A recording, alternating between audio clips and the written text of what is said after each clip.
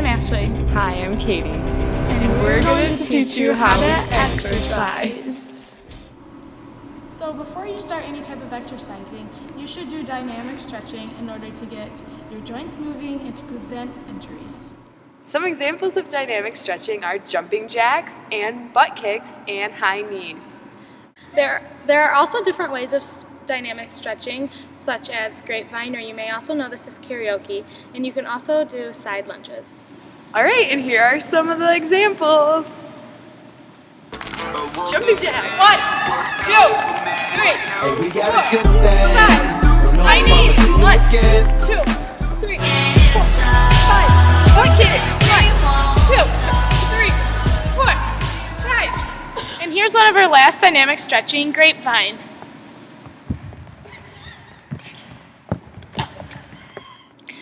Last we have our alternating side lunges. However, these are not the only dynamic stretches you can do.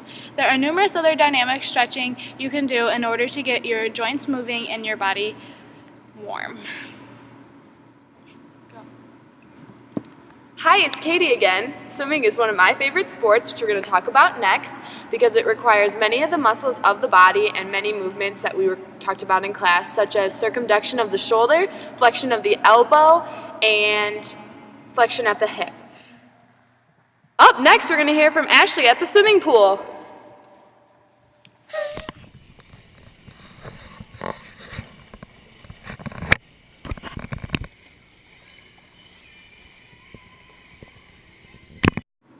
Guess who's back? It's Ashley again. The last two videos you just saw were called freestyle and backstroke. They're basically the exact same stroke, except the freestyle has forward arm swings and the backstroke has backward arm swings. The swinging movement of the arms is actually called circumduction at the shoulder. Now we're going to watch Ashley swim into the wall and touch on her back, because that's one of the many rules of backstroke, is that you have to touch with one hand on your back. Otherwise, you get disqualified in a competitive race. Now, Kitty with the pull-out.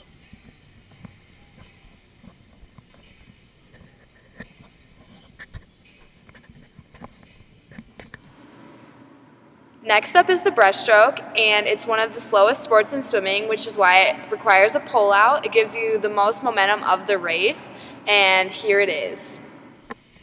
This swim also has supination at the forearm and flexion at the elbow. So our last stroke that we performed is called the butterfly. This stroke requires you to have a two-hand finish on the wall or else you'll get disqualified. This stroke also uses abduction, adduction of the arms, because when it goes backwards, that's abduction away from the midline, and then adduction when it goes towards you, which is towards the midline. And the butterfly kick also gives you extension and flexion of the knee.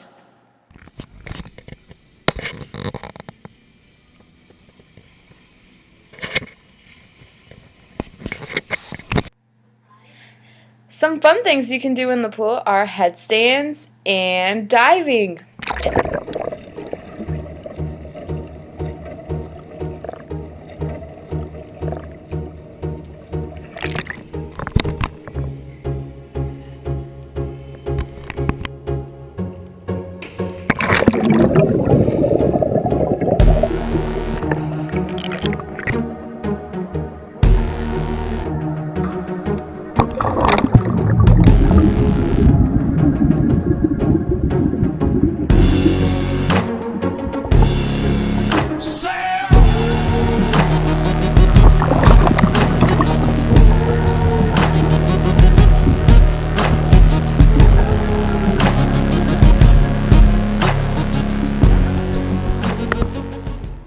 So the next exercise we'll be performing is volleyball, which is actually one of my favorite sports. Volleyball and swimming give you great cardiorespiratory endurance. According to the FIT guidelines, you need to perform cardiorespiratory endurance 3 to 5 times per week. Also, based on an RPE scale, sedentary people should be at 3 to 5 RPE, and a non-sedentary person should be at 5 to 8. So in volleyball, there are many different ways of passing the ball. You can either pass it with your forearms, set it with your fingertips, or you can hit it with your palm. One of the exercises I talked about was passing the ball, and you do this with your forearms, and I will be performing this up against a wall. Next up is setting. This is usually the second hit, which you have a designated setter to do so. Notice how her left foot is in front of her other. This gives her the maximum control of where her body goes. This is also an easy way of setting and getting better at performing your techniques. Alright, next up is spiking, which is lateral flexion of the shoulder, and it requires you to have complete contact with the palm of your hand to the ball and snapping of the wrist. This is another way to practice spiking. Notice how she still has her left foot forward and she has her other arm up that she's not spiking with to follow through with the ball. To wrap up volleyball, there are 6 people on the court at all times.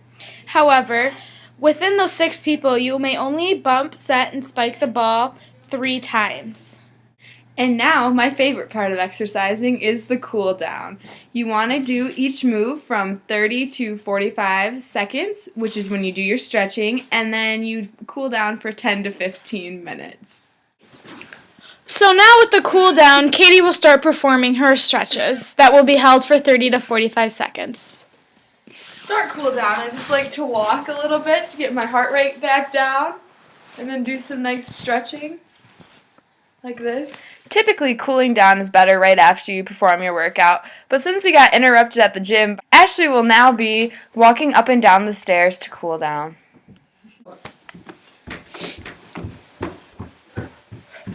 And Ashley's climbing the stairs just enough to not get her heart rate back up. Quit. That's word because you know you can't touch this. Last on our list was the stop. Okay, so however, these are not only the I messed up.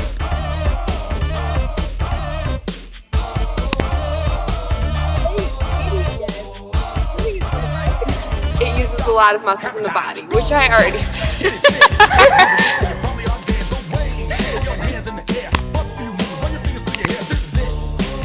Guess who's back? It's Ashley.